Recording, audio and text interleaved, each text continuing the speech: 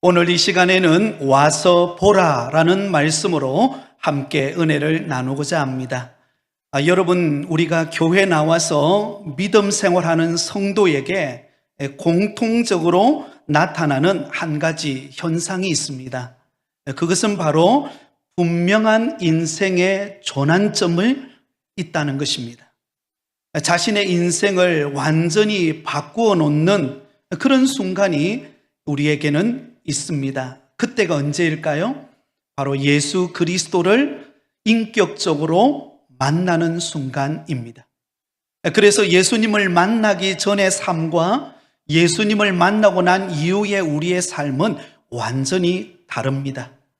오늘 우리가 읽은 본문의 말씀은 예수님을 만나고 예수님의 제자가 되었던 두 사람의 이야기를 소개하고 있습니다.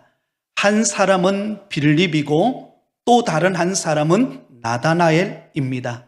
이 나다나엘은 다른 이름으로 바돌로메라고도 부르기도 합니다. 이들은 예수님을 만나서 예수님을 따르는 제자가 되죠. 자, 먼저 빌립은 어떻게 예수님을 만나게 되었을까요? 예수님께서 갈릴리로 나가시다가 직접 이 빌립을 찾아오셔서 만나게 되었습니다. 예수님께서 빌립을 보자마자 이렇게 말씀하셨습니다. 나를 따르라. 여러분, 여기 나를 따르라 라고 하는 이 말씀은 현재 명령형으로 기록이 되어 있습니다. 다시 말하면 지금 당장 결단하고 나를 쫓아오라는 것입니다. 그러자 빌립은 주저하지 않고 예수님을 따르는 제자가 되기로 결단을 합니다. 이 빌립은 본래 안드레와 베드로와 한 동네인 벳세다 사람이었습니다. 그런 다음에 이 빌립이 예수님을 만나고 예수님을 따르면서 이 빌립은 또 누군가를 찾아갑니다. 그가 찾아간 사람은 바로 그가 늘 만나고 대화했던 친한 친구였던 나다나엘을 찾아가죠. 그리고는 그에게 이렇게 말합니다. 구약의 모세가 율법에 기록하였고 여러 선지자가 기록한 그 일을 우리가 만났으니 그분은 바로 요셉의 아들 나사렛 예수니라. 예수님을 이 친구인 나다나엘에게 소개를 하게 됩니다. 그 말을 들은 나다나엘은 믿지를 못했습니다. 왜냐하면 나사렛에서 무슨 선한 것이 나겠느냐라고 그가 고백하는 것을 통해서 알 수 있듯이 이 나사렛이라고 하는 동네는 갈릴리 지역에서도 산골 오지에 속하는 아주 조그마한 마을이었기 때문입니다. 그 조그마한 마을 산골짜기에서 어떻게 우리를 구원할 메시아가 태어날 수 있는가? 나는 믿을 수 없다는 것이죠. 그때 빌립은 이 나다나엘을 향하여 한마디 합니다. 와서 보라. 그리고는 그 나다나엘을 데리고 예수님에게로 옵니다. 예수님이 이 나다나엘을 보자마자 이렇게 그를 칭찬합니다. 보라, 이는 참으로 이스라엘 사람이라 그 속에 간사한 것이 없도다. 너무나 놀란 나다나엘은 나를 어떻게 아십니까? 그러자 예수님께서 이렇게 말씀하죠. 빌립이 너를 부르기 전에 내가 무화과 나무 아래 있을 때에 보았노라. 그러자 나다나엘은 깜짝 놀라며 예수님을 향하여 이렇게 고백합니다. 랍비여, 당신은 하나님의 아들이시오. 당신은 이스라엘의 임금이로소이다. 그러자 예수님께서는 그에게 이렇게 말하죠. 내가 너를 무화과 나무 아래에서 보았다 함으로 믿느냐? 이보다 더 큰 일을 보리라. 진실로 진실로 너희에게 이르노니 하늘이 열리고 하나님의 사자들이 인자 위에 오르락 내리락 하는 것을 보리라. 이 내용이 오늘 본문의 내용입니다. 자, 여러분, 빌립과 나다나엘이 예수님을 만나 예수님의 제자가 되는 이 사건을 통하여서 오늘 우리에게 가르쳐주는 교훈은 과연 무엇일까요? 그 첫 번째는 하나님은 먼저 은혜 받은 사람을 통해 또 다른 사람을 부르신다라는 사실입니다. 먼저 은혜 받은 사람을 통하여 또 다른 사람을 부르신다라는 사실을 기억하실 수 있기를 바랍니다. 오늘 본문에 보면 예수님은 먼저 빌립을 만나 그를 부르십니다. 우리 43절, 44절을 보겠습니다. 이튿날 예수께서 갈릴리로 나가려 하시다가 빌립을 만나 이르시되 나를 따르라 하시니 빌립은 안드레와 베드로와 한 동네 벳세다 사람이라. 자, 여기 여러분 보시면 예수님께서 갈릴리로 나가려 하시다가 누구를 만나요? 빌립을 만나게 됩니다. 이 빌립이 어떤 사람인가에 대해서는 성경은 자세하게 기록해 놓고 있지를 않습니다. 그러나 성경학자들에 따르면 이 빌립은 성경을 많이 읽고 늘 메시아를 사모하며 기다리는 사람이었다라고 그렇게 평가하고 있습니다. 그러기에 예수님은 평소에 이 빌립이 어떤 사람인가를 잘 알고 계셨고 그에게 찾아오셔서 나를 따르라라고 말씀했을 때 여러분 이 빌립은 주저하지 않고 예수님을 따르게 됩니다. 사랑하는 성도 여러분, 예수님께서 먼저 이 빌립을 찾아와 만나 주신 것처럼 우리 주님께서 저와 여러분에게 찾아오셔서 만나 주시고 구원의 은혜를 베풀어 주시고 믿음 안에 살게 하신 줄 믿습니다. 여러분, 우리가 이 은혜 받은 것, 우리가 구원받고 이렇게 믿음 생활하고 매주마다 교회에 나와서 하나님 앞에 예배 드리고 있는 것, 이게 얼마나 큰 은혜인지 모릅니다. 특별히 은혜를 사모하고 갈망하는 자에게는 우리 주님께서 찾아오셔서 그 사람을 만나 주십니다. 그러므로 여러분, 우리의 믿음이 더욱더 은혜 속에 강건하시기를 바랍니다. 은혜에 대한 갈망, 비전에 대한 갈망, 부흥에 대한 갈망의 마음을 가지고 하나님께로 더 가까이 나오실 수 있기를 바랍니다. 그러면 그럴수록 우리 주님께서 저와 여러분에게 더 큰 은혜의 문을 열어주실 것입니다. 자, 그런데 놀라운 사실은 자신을 제자로 부르시는 그 예수님을 만난 빌립은 자신 혼자만 그 감격과 그 은혜를 누린 것이 아니라 자기 혼자만 예수님을 따라간 것이 아니라 누구를 찾아가게 되죠? 그의 단짝 친구인 나다나엘을 찾아가게 됩니다.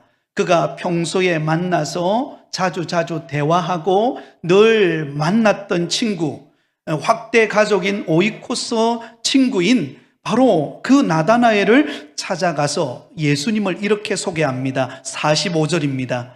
빌립이 나다나엘을 찾아 이르되 모세가 율법에 기록하였고 여러 선지자가 기록한 그 일을 우리가 만났으니 요셉의 아들 나사렛 예수니라. 여러분, 이 빌립은 자신이 만난 예수님이 어떤 분인가를 분명하게 알고 있었습니다. 그리고는 그 나다나엘에게 소개합니다. 구약의 모세가 율법에 기록하였고 여러 선지자가 기록한 그이 곧 메시아, 그가 요셉의 아들 나사렛 예수니라.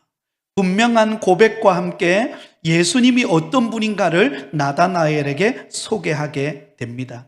먼저 예수님을 만나서 은혜를 받았던 빌립이 또한 다른 사람인 나다나엘을 찾아가서 그에게 예수님을 소개하고 있는 모습을 보여줍니다. 여러분, 우리 주님께서는 잃어버린 영혼을 부르실 때 먼저 믿고 은혜 받은 사람을 통하여서 일하시고 또 다른 사람을 부르신다라는 사실을 믿으실 수 있기를 바랍니다. 여러분, 저와 여러분이 처음 예수님을 만나고 교회에 나오게 되어진 것을 우리가 살펴보면 우리가 알 수가 있지 않습니까? 여러분들 가운데 스스로 혼자 교회에 나오신 분 혹 계십니까?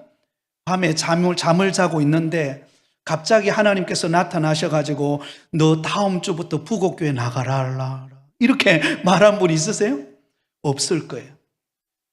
대부분이 누군가의 인도를 통하여서 아마 교회에 나오게 되었을 것입니다. 저도 마찬가지입니다. 저도 저의 초등학교, 중학교 친구였던 친구가 고등학교 1학년 때 저에게 찾아와서 교회 한번 나가보지 않겠니? 그 말을 듣고 제가 교회 나가서 믿음 생활을 시작하게 되었습니다. 여러분, 하나님은 저와 여러분을 부르실 때에 일찍부터 누군가를 준비해서 그 사람을 통하여서 우리가 교회 나오게 되었던 것처럼, 나를 먼저 구원하신 하나님께서는 나를 통하여 또 다른 사람을 구원하시기 위하여 우리를 부르셨다라는 사실을 기억하실 수 있기를 바랍니다. 여러분, 하나님께서 믿음의 조상인 아브라함을 부르실 때를 한번 생각해 보시기 바랍니다. 하나님께서 아브라함을 부르실 때 너의 고향과 친척과 아버지의 집을 떠나 내가 너에게 지시할 땅으로 가라라고 하고 하나님이 그를 부르시죠. 그러면서 하나님께서 하나님의 말씀에 순종하여 믿음의 발걸음을 내어딛는 아브라함에게 이렇게 축복하십니다. 내가 너로 큰 민족을 이루고 내게 복을 주어 내 이름을 창대하게 하리니 너는 복이 될지라. 땅의 모든 족속이 너로 말미암아 복을 얻을 것이니라. 여러분, 하나님께서 믿음의 조상으로 아브라함을 선택하여 부를 때 아브라함과 아브라함의 가족만 복을 받고 은혜를 받게 하기 위하여 아브라함을 부른 것이 아닙니다. 아브라함을 통하여 모든 족속이 너로 말미암아 복을 얻을 것이니라. 한번 따라하겠습니다. 모든 족속이 너를 말미암아 복을 얻을 것이니라. 여러분, 아브라함이 만나는 사람, 아브라함이 가는 곳, 그곳에서 아브라함을 통하여서 만나는 사람들이 하나님을 만나고 주께로 돌아오고 구원의 은혜를 입고 복을 받는 그 놀라운 축복의 통로로 삼으시기 위하여 하나님은 아브라함을 부르셨다는 것입니다. 이와 마찬가지로 아브라함의 씨로 부름받은 저와 여러분은 먼저 예수님을 믿고 은혜 받고 직분을 받고 섬길 수 있는 이 모든 복된 은혜를 주신 것이 얼마나 놀라운 사건인지 모릅니다. 그런데 우리에게 먼저 이런 은혜와 복을 주신 이유는 잃어버린 영혼에게 은혜를 나누라고, 그 복을 전파하라고 우리를 먼저 부르셨다라는 사실을 우리는 잊지를 말아야 합니다. 자, 그런데 문제는 무엇이죠? 누군가에게 찾아가서 와서 보라고, 와보라라고 말하기가 여러분 어떠세요? 부담스럽지 않습니까? 쉽게 용기도 나지 않고요, 주저주저 머뭇거려집니다. 그래서 아이고 누군가 알아서 뭐 데려오겠지라는 이런 생각이 들고 소극적으로 변하고 잘 이렇게 어색하고 잘 움직여지지를 않습니다. 왜 그럴까요? 그것은 여러분, 나를 부르신 부르심의 목적을 우리가 잘 모르기 때문입니다. 하나님이 나를 먼저 부른 것은, 이때 하나님이 불러서 은혜 받고 믿음 생활하게 하신 것은 나를 통하여 또 다른 사람에게 이 놀라운 복음의 소식이 들려지고 그 사람이 주께로 돌아와서 함께 은혜와 복을 받아 누리게 하시기 위하여 먼저 저와 여러분을 부르셨다라는 사실을 기억하실 수 있기를 바랍니다. 그런데 여러분, 이것을 잊어버리면요 우리가 부담스러워집니다. 여러분, 초대 예루살렘 교회 안에도 바로 이런 모습들이 나타나기 시작했습니다. 사도행전 1장 8절에 보면 우리가 잘 아는 말씀이죠. 오직 성령이 너희에게 임하시면 너희가 권능을 받고 예루살렘과 온 유대와 사마리아와 땅끝까지 이르러 내 증인이 되리라. 여러분, 초대 예루살렘 교회에 놀라운 하나님의 성령이 임하고 놀라운 폭발적인 부흥의 역사들이 일어나게 되었습니다. 그곳에 초대 예루살렘 교회에 모인 성도들 숫자만 하더라도 적어도 한 2만 명 정도 되었을 것이다라고 성경학자들이 추정을 합니다. 그렇다면 여러분, 그렇게 놀라운 부흥과 은혜와 기적들을 경험했다면 이제 그 초대 예루살렘 교회가 감당해야 될 사명이 무엇입니까? 나아가서 이 복음이 편만하게 증거되어지고 아직 주님을 알지 못하는 또 다른 사람이 이 놀라운 복음의 소식을 듣고 주께로 돌아오고 우리와 같이 복을 누리게 하기 위하여 이 복음을 전파하는 일에 힘써야 하는데, 초대 예루살렘 교회가 어떤 오류를 범하게 됩니까? 여기가 좋사오니, 그렇게 하고는 우리끼리 안에서만 그냥 은혜 받고 우리끼리 안에서만 함께 교제하는 것으로 머물러 있었습니다. 유대 땅으로, 특히 사마리아 지역으로 들어가지를 않았습니다. 그러자 여러분, 주님께서 어떻게 하십니까? 핍박을 통하여서 그 뭉쳐있던 예루살렘 교회를 흩어버립니다. 그래서 흩어서 세계를 향하여, 전 세계를 향하여 유대 땅, 사마리아, 그리고 이방 땅을 향하여서 복음을 전파하러 가도록 하나님께서 흩으시는 것을 볼 수가 있습니다. 여러분, 바벨탑 사건을 잘 아실 것입니다. 바벨탑 사건도 무슨 일 때문이었습니까? 흩어지지 말자는 거였어요. 우리가 여기가 좋사오니 우리가 같은 언어를 쓰고 우리가 이 놀라운 문화권을 우리가 형성하고 있으니 여기다가 우리가 바벨탑을 쌓아서 그 꼭대기를 하늘에 닿게 하고 우리가 여기서 즐기면서 우리가 하고 싶은 것 마음껏 문명을 누리면서 살자라고 하는 것이 바벨탑을 쌓는 그들의 목적이었습니다. 그런데 여러분, 하나님의 원뜻은 무엇입니까? 생육하고 번성하여 땅에 충만하라는 것이 하나님의 목적입니다. 그 목적대로 행하지 않는 그 바벨탑을 쌓는 사람들에게 하나님께서 언어를 혼잡게 함으로 그 바벨탑을 쌓지 못하도록 하나님께서 하셨던 것을 우리는 성경을 통해서 알 수가 있습니다. 왜냐하면 하나님이 인간을 창조하신 목적대로 살지 않았기 때문입니다. 사랑하는 성도 여러분, 교회의 임무 중에 하나는 우리가 모여서 하나님을 예배하고 또한 주님을 섬기고 은혜 받는 것이 우리의 첫 번째 목적이라고 한다면, 두 번째 우리가 행해야 될 목적은 흩어져서 정인되어지는 사명을 감당하는 것입니다. 모여서 예배하고 흩어져서 복음을 전하는 것, 이것이 주님이 우리에게 주신 사명이라는 사실을 우리는 결코 잊지 말아야 합니다. 그러면 여러분, 저와 여러분이 먼저 은혜 받은 저와 여러분의 마음속에 있는 그 복음의 감격이 다른 사람에게로 흘러가는 것, 이것이 얼마나 소중한 일인지 모릅니다. 여러분, 놀랍게도요, 이 은혜를 흘러보내는 만큼 내 영혼이 살아납니다. 내가 받은 은혜, 내가 경험한 이 놀라운 은혜와 축복을 다른 사람들에게 흘러보내고 그것을 다른 사람들에게 나누기 시작할 때 그곳에 살아있는 생동감이 넘치는 그런 더 폭포수와 같은 은혜의 역사가 일어난다는 사실을 여러분 잊지 마시기를 바랍니다. 이것이 생명력 넘치는 그리스도인들의 모습입니다. 그러므로 하나님은 먼저 은혜 받은 저와 여러분을 통하여 또 다른 사람을 부르고 계심을 기억하실 수 있기를 바랍니다. 두 번째, 오늘 본문을 통하여 우리에게 주는 교훈은 무엇입니까? 사람을 변화시키시는 분은 사람이 아니라 바로 주님이시라는 사실을 기억하실 수 있기를 바랍니다. 자, 오늘 본문에 보면 빌립이 나다나엘을 찾아가서 예수님을 소개합니다. 우리 45절을 보겠습니다. 빌립이 나다나엘을 찾아 이르되 모세가 율법에 기록하였고 여러 선지자가 기록한 그 일을 우리가 만났으니 요셉의 아들 나사렛 예수니라. 여러분, 지금 빌립이 나다나엘을 만나자마자 내가 만난 예수 그리스도를 증거합니다. 예수 그리스도 메시아를 만났다는 거죠. 여기 보면 모세의 율법 그리고 선지자가 기록한 것은 구약 성경을 말합니다.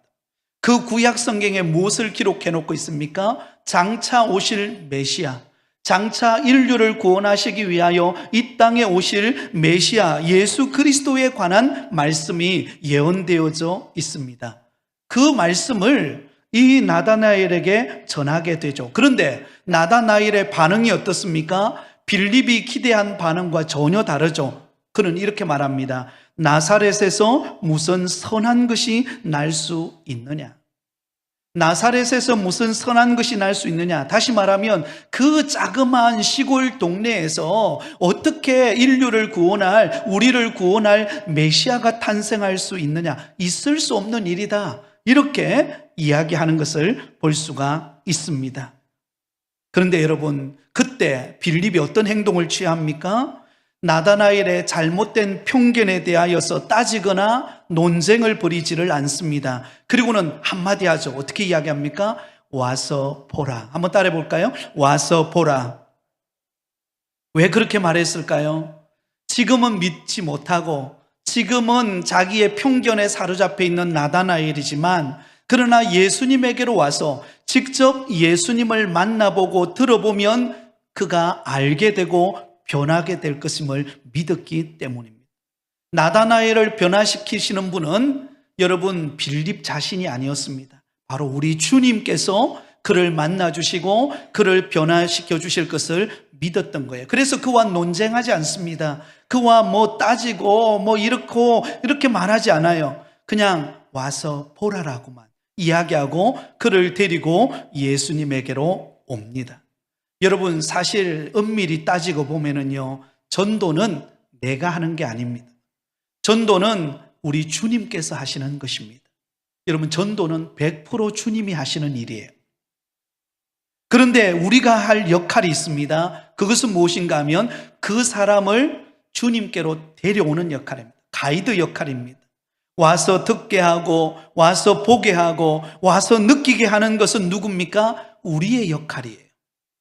그러면 여러분, 우리가 할 수 있는 일은 무엇입니까? 그 사람이 주님을 만날 수 있도록 한번 와서 보라고, 한번 와서 느껴보라고, 한번 교회에 와서 주님이 어떤 분인가를 만나보라고 소개하는 일을 우리가 감당해야 한다는 것입니다.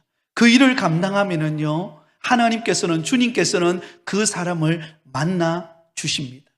그 사람이 교회에 오면 우리 주님께서 직접 그 사람을 만나 주시고 말씀을 통하여 그 사람의 마음을 변화시켜 주는 것입니다. 제가 친구의 인도로 고등학교 1학년 때 교회에 나오게 되었습니다. 물론 그전에는 이렇게 성탄절이나 아니면 여름 성경학교가 되면 교회에 갔던 기억은 많이 있었어요. 그때 가면 꼭 선물을 주잖아요. 그 선물 받으려고 교회 갔던 그 어릴 때 추억이 남아 있어가지고 고등학교 1학년 때 친구가 저를 교회에 한번 가보지 않겠니? 그렇게 해서 저를 초청하게 되었습니다. 그리고는 교회당의 문을 열고 딱 들어가는데 예배가 시작이 되었어요. 예배가 시작이 되었는데 교회당에 들어가서 의자에 딱 앉았는데 집에서 느껴보지 못한, 학교에서 느껴보지 못한 뭔가 아늑한 느낌이 드는 거예요. 교회당에 들어가서 앉아 있는데, 여러분, 그렇다고 제가 그 시골 교회 다녔는데요, 그 시골 교회가 아름답게 지어진 그런 교회당이 아닙니다. 여러분, 교회당이 굉장히 작아요. 한 30명 정도 들어가면 교회당이 꽉 찰 정도의 그런 작은 교회당이었습니다.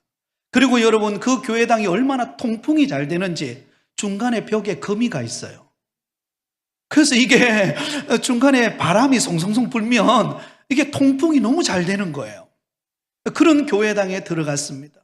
이렇게 자리에 앉으려고 들어가는데 바닥도 삐그덕삐그덕하면 나무로 바닥이 되어 있었는데 그 삐그덕삐그덕하면서 그런 교회당 안에 들어가서 자리에 앉았어요. 그런데 자리에 앉았는데 왠지 모르게 다른 곳에서 느껴보지 못한, 집에서 학교에서 친구들과 놀면서 경험해보지 못한, 이상하게 교회 안에서만 느끼는 뭔가 평온함이 있는 거예요. 왜냐하면 그곳에 주님이 임재해 계시니까요. 아멘? 주님이 임재해 계시니까 이미 저의 마음을 만진 거예요. 그리고 앉아 있으니까 찬양대가, 우리 찬양대 있듯이 찬양대가 일어나서 찬양을 하는데 제가 숫자를 세어보니까 7명이에요. 지휘자 포함 7명인데 7명이서 찬양을 하는데, 여러분, 저는요 찬양은 잘 몰랐지만 노래는 좀 알거든요. 유행가를 굉장히 좋아했기 때문에 제가 중학교 때 유행가 보급자였습니다. 여러분, 안 믿으시죠? 새로 나오는 유행가가 있으면 그걸 녹음을 해가지고 그걸 익혀가지고 친구들에게 막 전파하는 일을 했어요. 그래서 소풍 가고 그러면 제가 사회 보고 그 다음에 이렇게 그때마다 분위기 만드는 분위기 메이커였습니다. 그래서 딱 앉아 있는데 7명이 찬양을 하는데 제가 들어봐도 화음이 안 맞아요. 테너하고 알토하고 이 소프라노하고 이게 화음이 잘 맞아야 되는데 잘 안 맞아요. 근데 이상해요. 화음은 안 맞는데 은혜가 돼요. 찬양을 부르는데 갑자기 제가 그 고등학교 1학년인데 여러분 학생 때 여러분 잘 눈물 안 흘리잖아요. 근데 이상하게 두 눈에서 눈물이 싹 흐르는 거예요. 그 찬양이 그렇게 은혜가 되는 거예요. 그리고 찬양이 딱 끝나자마자 목사님이 연세가 지긋하신 목사님이 강대상에서 말씀을 전하시는데 사실은 기억에 남지는 않아요. 무슨 말씀을 전하셨는지 남지는 않은데 그런데 그 말씀이 제 귀에 쏙 들어오면서 뭔가 모르게 이전에 세상에서 들어보지 못한 그런 이상한 말씀이 제 마음을 울리는 거예요. 감동이라는. 그러면서 제가 드렸던 마음의 결단이 뭐냐면 오늘부터 교회 한번 다녀볼까? 이 마음이 딱 드는 거예요. 그래서 그 마음이 들고 예배를 마쳤는데 여러분 시골 교회 여러분 상상해 보세요. 시골 교회에 뭐 화려하지도 않고 중간에 벽이 가 있어서 통풍도 되고 바닥은 삐걱거리고 찬양대가 화음이 맞지 않고 또 이런 가운데 있었지만 그러나 그곳에 주님이 임재해 계시니까 주님께서 저를 부르셨으니까 제 마음을 만져주신 거예요. 그리고는 이제부터 교회 다녀봐야 되겠다. 이 마음, 그 마음 드는 그 마음을 하나님이 주신 거예요. 예배를 마치니까 그렇게 시원할 수가 없는 거예요.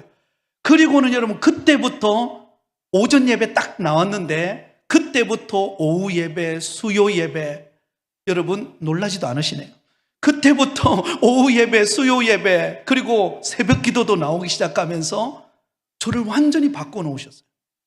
여러분 이걸 누가 하셨다라고 이야기할 수 있겠습니까? 그 시골교회 목사님이 하셨겠어요? 그 찬양대가 했겠습니까? 여러분 제 스스로 했겠습니까? 우리 주님이 만져주신 거예요. 우리 주님이 너무 부족한 저를 그 마음의 문을 열어서 예수님을 만나서 이제 믿음 생활 한번 해봐야 되겠다 그런 결단을 내리고 그런 마음의 각오를 하고 그때부터 믿음 생활하기 시작하고 제 여동생에게 얼마 지나지 않아서 여동생이 야 너도 한번 와봐라. 너 한번 교회 와봐라. 그리고는 동생을 인도하게 되었던 거예요. 사랑하는 여러분 가만히 생각해 보세요. 저와 여러분이 뭔가 대단해서 교회에 나왔습니까? 주님이 불러주셨기 때문이에요. 주님이 믿게 해주셨기 때문인 줄 믿습니다.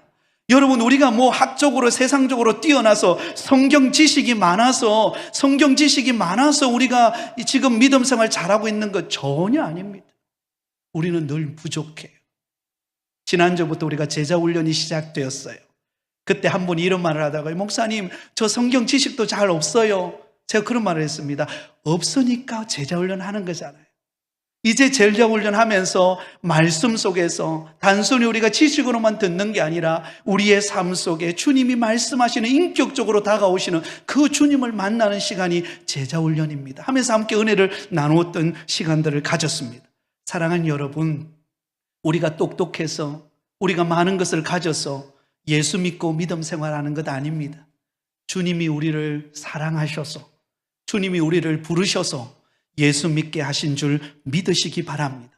그러면 여러분 전도는요 내가 하는 게 아니에요. 내가 하는 게 아닙니다.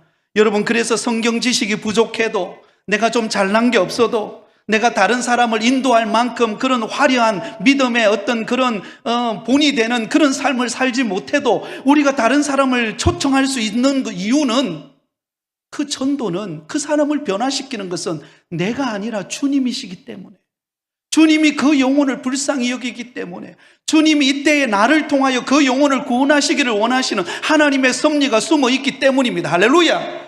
그러기에 우리 여러분 전도하는 거예요. 그러기에 그 사람을 찾아가는 것입니다.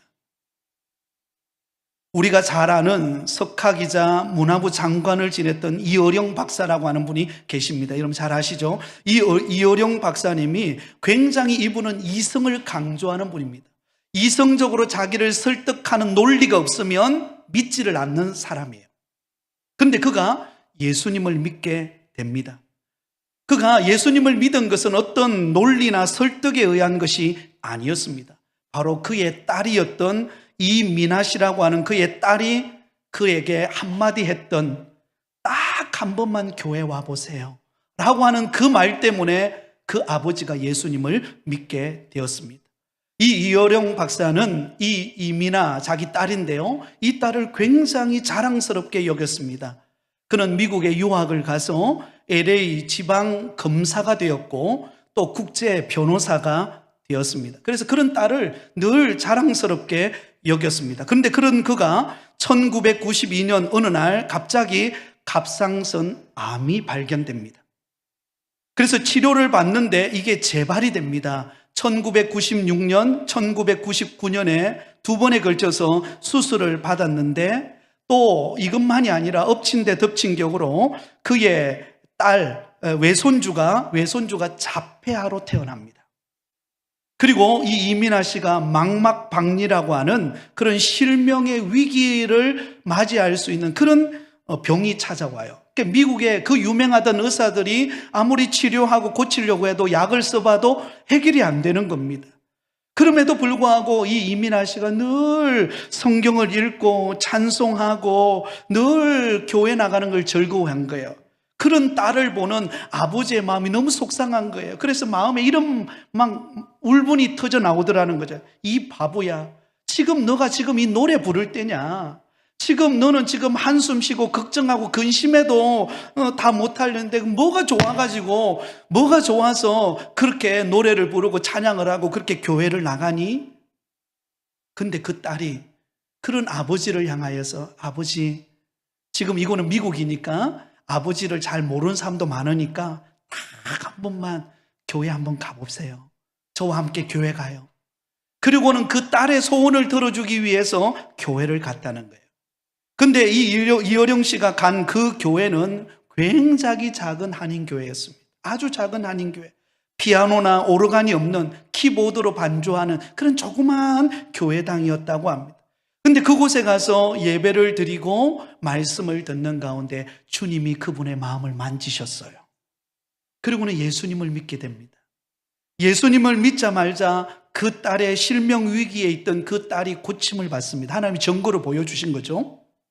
그러면서 이 이어령 박사분이, 이분이 하시는 말씀이, 내가 예수 믿은 것은 어떤 논리나 어떤 설득에 의한 것이 아니라 주님이 내게 찾아오셔서 나를 구원해 주셨기 때문이다. 이 고백을 하게 되었다는 것입니다. 사랑하는 성도 여러분, 우리 주변에 우리 가족, 친척, 이웃들, 우리의 어떤 성경 지식을 가지고 그 사람을 변화시킬 수 있겠습니까? 나의 어떤 선한 어떤 노력과 행동으로 그 사람을 다 변화시킬 수 있겠습니까? 그 사람을 변화시킬 수 있는 힘은 주님이십니다. 그래서 우리가 그 주님을 힘입어서 그 주님의 마음을 가지고 그 사람에게 다가갈 때 주께서 그 마음을 바꾸실 때가 있을 것입니다. 마지막 세 번째, 오늘 본문을 통해서 우리가 발견할 수 있는 것은 우리가 주님을 만나기 전에 주님이 먼저 우리를 아신다는 거예요. 한번 따라하겠습니다. 내가 주님을 알기 전에 주님이 먼저 나를 아십니다. 여러분, 이 고백이 얼마나 놀라운 고백인지 몰라요. 여러분, 저와 여러분이 예수 믿고 믿음 생활하고 이렇게 은혜 안에 사는 것은요, 내가 먼저 주님을 사랑했기 때문이 아니에요. 주님이 나를 먼저 사랑했기 때문에, 주님이 먼저 나를 불러주셨기 때문입니다. 할렐루야. 주님이 내게 먼저 은혜를 주셨기 때문이에요. 그래서 우리는 주님 앞에 나와서 믿음으로 살고 있는 것입니다. 여러분, 이 빌립이 나다나엘을 데리고 와서 보라고 예수님에게로 데려옵니다. 그때 여러분, 예수님께서 자신에게 나오는 그 나다나엘을 보고 뭐라고 이야기합니까? 47절입니다. 예수께서 나다나엘이 자기에게 오는 것을 보시고 그를 가리켜 이르시되, 보라, 이는 참으로 이스라엘 사람이라 그 속에 간사한 것이 없도다. 여러분, 이 말씀이 무슨 말씀입니까? 예수님께서는 아주 짧은 말씀으로 이 나다나엘을 이야기합니다. 이 나다나엘이 어떤 사람인가를 알고 있다는 것을 알 수가 있죠. 이 사람은 참으로 이스라엘 사람이라. 여기서 참으로 이스라엘 사람이라고 하는 것은 진정으로 메시아를 대망하며 기다리는 사람이라는 뜻입니다. 여러분, 나다나엘은 그동안 메시아가 오기만을, 우리를 구원하고 우리의 영혼을 구원하고 우리에게 참된 자유를 주실 그 메시아를 기다리며 그동안 믿음 안에 거했던 사람이 나다나엘이었어요. 한 걸음 더 나아가서 주님께서 이렇게 말합니다. 그에게 간사한 것이 없도다. 간사한 것이 없다라는 말은 그가 남을 속이는 그런 마음이 아니라 늘 진실되고 경건하고 정직한 사람이었다라는 것을 주님은 알고 있었다는 것입니다. 그런 나다나엘을 만나 주신 것입니다. 사랑하는 성도 여러분, 주님께서 저와 여러분을 알고 계시는 줄 믿습니다. 우리의 형편을 아시고 우리의 아픔을 아시고 우리의 고통과 눈물을 알고 계십니다. 그래서 우리를 부르신 거예요. 오늘 이 자리에 나오신 분들 가운데 혹시 여러분에게 어떤 어려움과 가정에 내 힘으로 해결할 수 없는 그 아픔과 고통과 눈물이 있다면 우리 주님께서 그것을 아시고 저와 여러분을 부르셨다라는 사실을 믿으시기를 바랍니다. 자, 그런데 여러분, 예수님께서 이 나다나엘이 어떤 사람인가를 아시고 주님께서 그에게 다가오셨을 때에 여러분 놀랍죠? 나다나엘은 그런 예수님을 보고 뭐라고 말합니까? 저를 어떻게 아십니까? 라고 묻죠. 저를 어떻게 아십니까? 그러자 예수님께서 마지막으로 한마디를 던집니다. 빌립이 너를 부르기 전에 내가 무화과 나무 아래 있을 때에 보았느니라. 자, 여러분, 빌립이 너를 부르기 전에 이미 주님은 알고 계셨다는 거예요. 어떤 사람으로? 무화과 나무 아래에 있는 그 나다나엘을 주님이 보셨다는 것입니다. 이 고백을 들었던 나다나엘이 놀랍죠.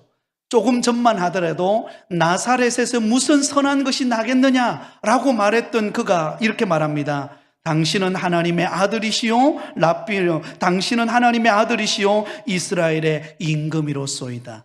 메시아이심을 고백합니다. 자, 어떻게 이런 일이 벌어졌을까요? 우리 주님께서 무화과 나무 아래에 있는 나다나엘을 보셨기 때문입니다. 여러분, 여기 무화과 나무 아래에 있다라고 하는 이 말은 구약 성경에 보면 이 무화과 나무 아래에 있다라고 하는 이 의미가 어떤 의미로 쓰여졌는가 하면 메시아가 와서 세울 평화의 나라를 사모하며 기다리는 것을 무화과 나무 아래에 머문다라는 의미로 표현하고 있습니다. 그래서 스가랴서 3장 10절에 보면 만군의 여호와가 말하노라 그날에 너희가 각각 포도나무와 무화과 나무 아래로 서로 초대하리라 하셨느니라. 메시아가 오시는 그날, 그분이 오시는 그날을 대망하면서 머물러서 오시기만을 기다리고 있는 그 장소가 어디였는가 하면 무화과 나무 아래였어요. 그 무화과 나무 아래에서 메시아가 오실 것을 기대하며 사모하며 기다리고 있는 그 나사렛에게 바로 너가 기다리고 있는 그 메시아다라고 고백하는 것을 통하여 그의 마음이 변화가 된 거예요. 예수님을 믿게 되었던 것입니다. 사랑하는 성도 여러분, 우리 주님은 저와 여러분의 안고 일었음을 아십니다. 우리가 어떤 형편에 처해져 있는지, 우리가 어떤 아픔을 가지고 있는지, 어떤 눈물을 안고 있는지 우리 주님은 다 아십니다. 그러기에 저와 여러분을 부르신 줄 믿으시기를 바랍니다. 그래서 여러분, 나를 아시고 부르신 우리 주님께서 또 다른 사람, 나를 통하여 또 주님께서 만나기를 원하고 변화시키기를 원하고 그 인생이 축복된 인생이 되기를 원하는 사람들을 우리 주님은 찾고 계시는 것입니다. 여러분, 혹 이럴 때가 있죠. 주일날 말씀을 듣는데 오늘따라 이상하게 그 말씀이 꼭 나에게 주시는 말씀 같을 때가 있죠. 내가 너무 지치고 힘들어서 교회 왔는데 그날따라 말씀이 꼭 나에게, 내가 지난 한 주간 살아오던 내 삶의 모습이 어떤 모습이었는가를 주님이 마치 다 아시는 것처럼 주일날 나에게 은혜의 말씀으로 전해줄 때가 있습니다. 사랑하는 여러분, 주님은 우리의 안고 일었음을 아십니다. 저와 여러분의 모든 아픔을 아십니다. 하나님이 그러셔서 우리를 도우시고 또한 우리에게 은혜를 베풀어 주셔서 우리를 회복하실 줄 믿습니다.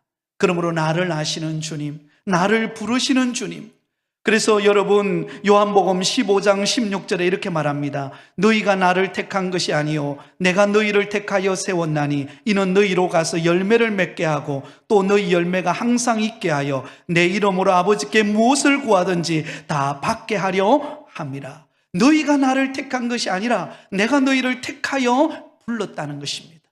하나님이 저와 여러분을 부르셨습니다. 하나님이 우리를 아시고 부르셨습니다. 그러기에 여러분, 우리의 인생은 나를 아시는 그분께서 우리의 인생을 책임져 주실 것입니다. 지금은 고난이 있고 육신의 아픔이 있고 가정에 상상할 수 없는 그런 아픔과 고통의 문제를 여러분 안고 있다 할지라도 그것을 주님의 십자가 앞에 내려놓으시고 주님께 도움을 구하시면서 하나님, 나의 질병과 고통과 아픔을 아시는 주님께서 만져주셔서 치료해 주시고 회복시켜 달라고 기도하시기 바랍니다. 주님이 반드시 역사하실 것입니다. 또한 우리의 삶을 하나님이 축복하실 것입니다. 그러므로 여러분, 나를 아시고 나를 부른 것처럼 주님은 나를 통하여 또 다른 사람을 아시고 그 사람에게 다가가서 와서 보라라고 우리가 이 놀라운 소식을 나눌 때 주님께서 구원해 주시는 은혜의 문을 여실 줄 믿으시기를 바랍니다. 말씀을 맺겠습니다. 하나님께서 저와 여러분에게 은혜를 주셔서 택하여 먼저 불러주셨습니다. 먼저 불러주신 이유는 나를 통하여 아직 믿지 않는 내 가족, 친척, 이웃들, 매일같이 만나는 사람들, 그 사람을 하나님께서 부르시기 위하여 먼저 나를 불렀다라는 사실을 기억하실 수 있기를 바랍니다.